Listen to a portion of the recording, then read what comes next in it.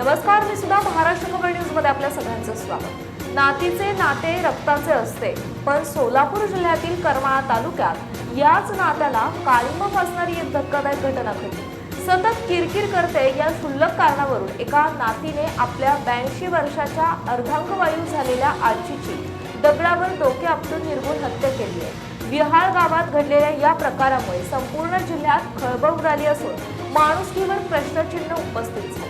जनाबाई भगवान सुरवसे, वय 82, राहणार विहाळ असे मृत वृद्धेचे नाव आहे। ते गेल्या काही काळापासून अर्धांगवायूने पक्षाघात आजारी होत्या।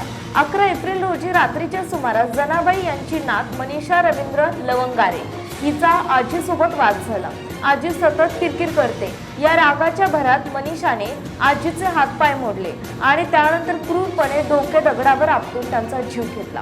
विहाळ येथे यात्रेच्या बंदोबस्तासाठी पोलीस तैनात असतानाच डायल 112 वर एका वृद्ध महिलेला तिची नात मारहाण करत असल्याची तक्रार प्राप्त झाली।